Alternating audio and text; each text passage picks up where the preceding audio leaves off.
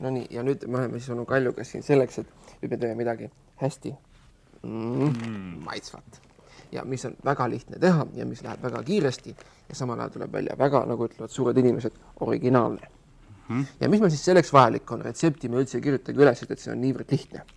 Hakka sina pihta. Kõigepealt pakkvõid. Näete, mina juba hakkan seda pakki lahti võtma. Siis on vajalik 300 grammi iiriseid. Me võtsime nad pakisest välja, panime siia taldrikule, sest kohe te näete, mis me nendega peale hakkame. Selle pakivõid paneme sulama ühte sellisesse suuremasse nõusse, eks ole? Nii. Ja kolmandaks on vajalikud siis maisipulgad. Neid te ka kõik kindlasti teate. Ja kõigist nendest kolmest tuleb välja midagi väga toredat ja väga huvitavat. Ja nüüd see või peab meil ära sulama selliseks ühtlaseks, nagu öeldakse, massiks. Ja tegelikult või asemel kõlbab ka margariin. Täpselt samamoodi.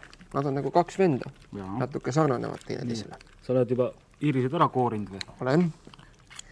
Nüüd tuleb see või segame teda, et ta sulab meil rutem ära. Ja iirised peame me kallame siia sisse. Siis tuleb niisugune ühtlane mass. Niimoodi. Ja loomulikult tuleb iirised võtta enne paberisest välja. Jah, seda ma just teengi. Ja sellist toidu tegemist, seda tuleb ikka teha vist kõige parem on siis teha, kui kõht on täis.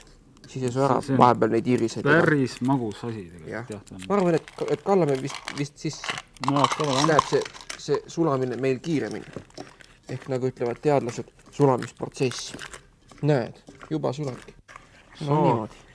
Nüüd on vist natukene, jah, meil on nüüd aega natuke mööda läinud, sest tegelikult... Teletrikk väike. Täpselt, jah, sest tegelikult võtab see sulatamine natukene kauem aega. Sa võta pakk lahti ja me teeme paki lahti. Lisama nüüd. Ja seda peab kogu aeg segama, et ta kõrbama ei läheks. Maisikepikeste lisamist peab tegema täitsa vaatama, et tuleks paras mass välja, aga umbes peaks seda minema 3/4 pakki. Nii. Oota. Praegu on meil läinud vähem kui pool pakki. No, pane veel. Niimoodi.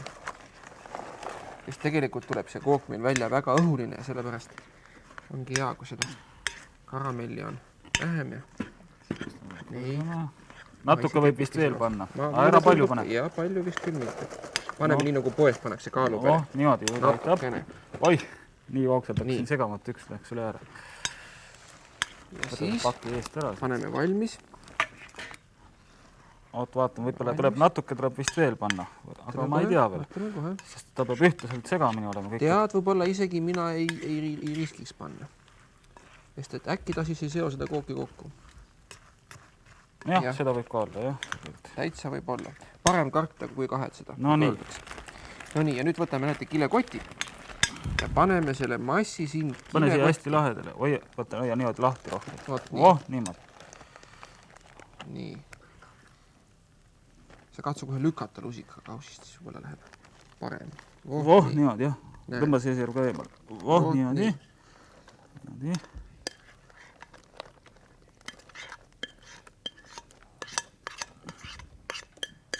Niimoodi. Ja nüüd paneme ta siia kotti. Ja lõpuks teeme temast siin koti sees niisuguse vorsti. Näete. Ja iga üks teeb sellest, sellise vorsti, milline tal iganes meeldib, see sõltub kilekotist. Võib ümmarguse teha ja võib isegi teha väga ümmarguse pommi ja pika vorsti. Ja nüüd see kõik on siin kuum, ta tuleb panna nüüd jahedasse kohta. Ta võib minna külmutuskappi, aga võib olla kuskil jahedamas kohas, peaasi, et ta nüüd ära hangub. Ja kui see on siis seal täiesti kõvaks läinud, siis tuleb sellest välja ai, kui hea kook. Näete, siin on ta meil valmis ja seda on väga hea noaga lõigata. Näete, nüüd on ta selline kõva ja ära hangunud, eks ole? Seda on väga hea pakkuda sünnipäeval, keegi teine pole sellist teinud. Selliseid viilakaid lõigatasid, eks ole? Teeme proovi maitsmise. Kui tahate midagi väga head, siis sööge meie maisikepikeste kooki.